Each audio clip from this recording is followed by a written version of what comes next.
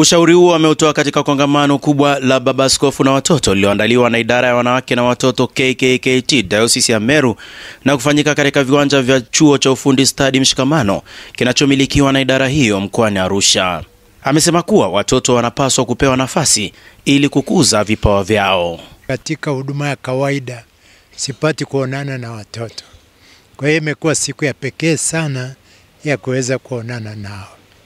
Na ni furaha kubwa, na hili ndilo kanisa leo na ndilo kanisa kesho.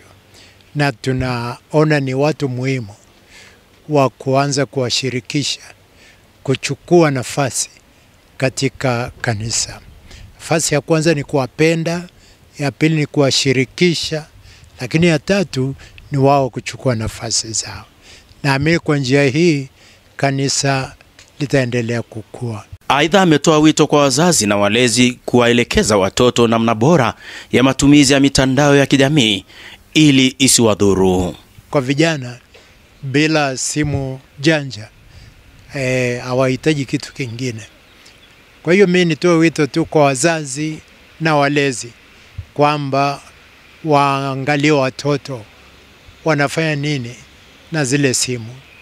Shule nafikiri wana mipango ya katazo, na nyumbani kuna utaratibu pia, ni ili watoto wasimezwe na mambo yale yaliyoko kule, zitumike vizuri na kwa utukufu wa Mungu. Katibu wa idara ya wanawake na watoto KKKT Diocese ya Meru, ambaye pia ni mkuu wa chuo cha ufundi Mshikamano, Mwalimu Magdalena John, amesema kongamano hilo limekuwa na mwitikio mzuri, huku mchungaji mshauri wa idara hiyo ya wanawake na watoto, Mchungaji Goodluck Kweka, akieleza umuhimu wa kongamano hilo. Kwa mwaka huu tumepokea takriban watoto 500+. Watoto wamekaa na baba askofu, wamepata mafundisho mema, wamefurahi pamoja naye, wameonyesha vipawa vyao mbalimbali. Na hili linatuonyesha kwamba kanisa letu linaendelea kukua na diocese yetu inaendelea kukua, na watoto ndio kanisa la leo na kanisa la kesho. Tuko kwenye nyakati ngumu ambazo watoto wanapatwa na changamoto kubwa ya ukatili, lakini tumewatia moyo kwamba wawe hodari, wawe shujaa. Watoto wengine hawamfahamu baba askofu, wengine hawajui mavazi ya baba askofu, lakini kwa kupitia kongamano hili watoto wamejifunza na kujua kwamba baba askofu akivaa ile kofia, akivaa lile joo, akivaa ule mshipi, akibeba ile fimbo, inamaanisha nini. Haya ambayo tumeyapokea kutoka kwako, naamini atakuwa chachu ya kutuwezesha tusiogope kwenye ulimwengu huu ambao tunapita wenye changamoto nyingi, na nyingi zikiwa matokeo yake yanaathiri watoto kwa kiasi kikubwa. Neno hili linatujenga na kutuimarisha kwamba kumbe tukiwa na Mungu hatuna sababu ya kuogopa.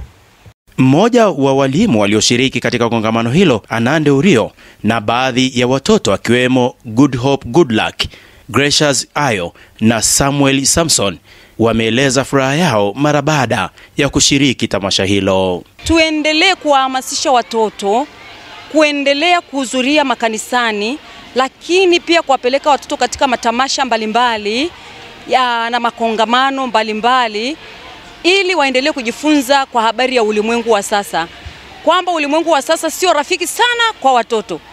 Kongamano hili lilikuwa la furaha na upendo na amani. Ndivyo tuendelee kushiriki kongamano lijalo mwaka ujao. Mungu amtangulie baba askofu. Nilishiriki katika kongamano hili la baba askofu. Lilikuwa ni kongamano nzuri sana. Tulimwona baba askofu na pia katuuliza maswali mengi na tukashiriki. Watoto wengi wameshiriki katika nyimbo na katika mistari ya moyo. Nimejifunza Yoshua 1:9 unaosema usiogope wala usifadhaike kwa sababu Bwana yuko pamoja nawe popote uendapo. Hivi ndivyo ambavyo tamasha hili la watoto na baba askofu linahitimishwa katika viwanja hivi vya chuo cha ufundi stadi Mshikamano. Na hapa unaona upendo mkubwa unaoonyeshwa na watoto hawa kwa baba askofu Elias Kitoi Nasari akiondoka katika viwanja hivi vya chuo cha ufundi Mshikamano kinachomilikiwa na KKKT Diocese ya Meru, idara ya wanawake. Kutoka katika chuo hiki cha Mshikamano, mimi ni Elihuru Machao. Tunawaomba watumishi